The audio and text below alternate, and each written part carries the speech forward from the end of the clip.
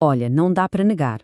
A popularização da inteligência artificial está aqui para reconfigurar a nossa relação com o mundo e, de uma forma muito, muito especial, os próprios alicerces da educação. Hoje, vamos mergulhar em como esta tecnologia está, ao mesmo tempo, a desafiar os modelos de ensino que a gente conhece e a abrir portas para novas formas de aprender. E para começar essa conversa, essa citação de Jean Piaget nunca foi tão atual. A ideia em si não é nova, mas hoje ela tem uma urgência, sabe? O objetivo nunca foi só acumular factos, decorar coisas, mas sim desenvolver a capacidade de aprender sempre. E essa ideia, que já era o pilar da educação moderna, se torna ainda mais vital com a chegada da IA. Não é sobre substituir professores, de jeito nenhum, mas sim sobre potenciar a aprendizagem. E claro, isso nos joga na cara duas perguntas fundamentais. Primeiro, o que é que a gente precisa de ensinar para que as pessoas consigam aprender sozinhas, de forma autónoma? E segundo, como é que a gente cria os ambientes, as condições, para que essa aprendizagem realmente aconteça? Não tem resposta fácil, mas são essas as perguntas que vão guiar a nossa análise de hoje. E isso nos leva direto ao centro do problema. A verdade é que a gente está a viver uma crise de paradigma. Um verdadeiro choque entre os modelos de educação que a gente herdou e o que o mundo de hoje exige de nós. E aqui o contraste fica muito claro. De um lado a gente tem o modelo tradicional, né? O professor lá na frente como figura central, passando o conhecimento de cima para baixo, e o aluno ali, só a receber, passivamente. E do outro lado, bom, o mundo real. Um mundo super tecnológico, complexo, todo conectado, que exige exatamente o contrário, pensamento ativo, crítico. O desfazamento é gritante e insustentável. Continuar com o modelo antigo é basicamente preparar as pessoas para um mundo que já não existe mais. Então, se o modelo antigo não serve, qual é a alternativa? A resposta não é eliminar o professor, mas sim transformar o papel dele. É repensar a sua função como um mediador. E olha, essa ideia não surgiu ontem. Pensadores como o Seymour Papert, que bebeu muito na fonte do Piaget, já falavam sobre isso. A teoria dele, o construcionismo, dizia algo bem simples e poderoso. A gente aprende melhor quando está ativamente a construir alguma coisa. Pensa na diferença entre só ler sobre algoritmos num livro e, de facto, programar um robozinho para sair de um labirinto. É isso, é aprender fazendo, criando. E essa ideia de construir junto conversa perfeitamente com o pensamento do nosso Paulo Freire. Para ele, educação não era uma transferência bancária de conhecimento, era um ato colaborativo, uma construção partilhada. A aprendizagem acontece de verdade no diálogo, na troca de ideias, em projetos em grupo, onde todo o mundo, alunos e professores, constroem o saber em conjunto. Trazendo essa discussão para os dias de hoje, académicos como o António Nova e o José Mourão reforçam esse ponto. No mundo onde a gente é bombardeado por informação a toda a hora, o papel de quem ensina vai muito além da técnica. Passa a ser o de um guia, de um curador, alguém que ajuda a navegar nesse mar de dados, a questionar, a fazer sentido de tudo isso com responsabilidade. Então, a gente pode resumir tudo isso numa definição bem clara. O professor mediador não é mais aquele que detém todo o saber. Ele é um catalisador de curiosidade. É um guia que apoia, que orienta, que faz as perguntas certas em vez de só dar as respostas. Alguém que, no fim das contas, coloca o estudante no centro do seu próprio processo de aprendizagem. E é exatamente aqui que a tecnologia entra em cena.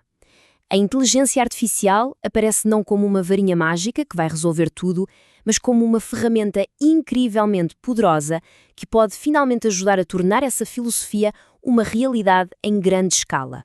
As possibilidades são, sinceramente, fascinantes. Imagina um sistema de IA que percebe que alguém está com dificuldade em frações e, na mesma hora, oferece exercícios interativos, vídeos explicativos, tudo adaptado ao ritmo daquela pessoa. E, ao mesmo tempo, avisa ao professor de que ali precisa de um apoio extra. Esse é o poder da personalização em massa, algo que antes era quase impossível. E isso pode fortalecer demais a autonomia e a confiança de cada um. Mas calma lá. A tecnologia, por si só, não resolve problemas que são do sistema. E para a gente entender a complexidade de qualquer mudança na educação, mesmo sem IA, vamos olhar para uma experiência real. Um caso que mostra muito bem os desafios gigantes de qualquer inovação. O autor da fonte que estamos a analisar partilha uma história pessoal que aconteceu em Cabo Verde. Em 2009, lançaram por lá um projeto super ambicioso para implementar uma metodologia nova, focada em competências, em aprendizagem ativa, uma ideia excelente. e todo mundo se dedicou muito. Mas, na prática, o projeto enfrentou enormes dificuldades. E a lição que ficou dessa experiência é brutalmente honesta, um verdadeiro choque de realidade. Ter uma boa ideia, mesmo que seja uma metodologia promissora, simplesmente não é o suficiente para garantir que as coisas funcionem. Mas o que é que falhou, então? As razões são profundas, são sistémicas. Faltou maturidade das instituições, faltaram políticas de apoio que fossem consistentes, faltou formação contínua para os professores e, talvez o mais importante, faltaram as condições estruturais básicas para que a mudança pudesse de facto acontecer. Isso mostra que a inovação na educação precisa de todo um ecossistema a apoiá-la para dar certo. Não adianta só plantar a semente num terreno que não está preparado. E para além desses desafios do sistema, a própria IA traz os seus riscos específicos, claro. A IA generativa pode tornar o plágio muito mais fácil e criar uma dependência perigosa sem crítica. É essencial entender que o que uma IA gera não é uma verdade absoluta. É uma construção baseada em dados que precisa de ser analisada, verificada e muitas vezes questionada. E tudo isto nos leva ao ponto central de toda esta análise.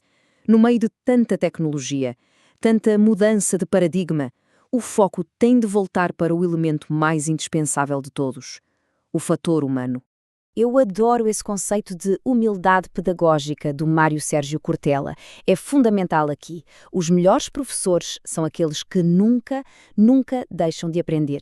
Um professor que se assume também como um aprendiz permanente, que está aberto ao diálogo, ele inspira os seus alunos a serem assim também. E é aí que se criam as condições reais para a autonomia. Mas vamos ser realistas. A fonte que nos guia reconhece que muitos educadores se sentem inseguros, pouco preparados para essa virada de chave. O medo de perder o controle da sala de aula é real, é compreensível, e isso precisa de ser tratado com apoio, com formação e não com imposição. Então, como é que a gente avança? O caminho parece ter 3 pilares.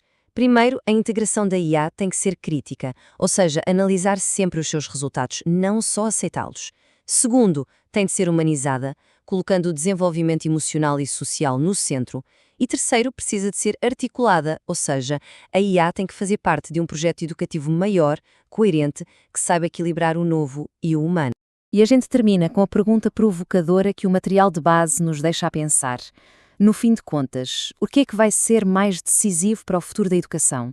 A sofisticação cada vez maior das máquinas ou a capacidade humana dos professores de cultivar cidadãos criativos, críticos e solidários? É uma reflexão essencial para os tempos que a gente está a viver.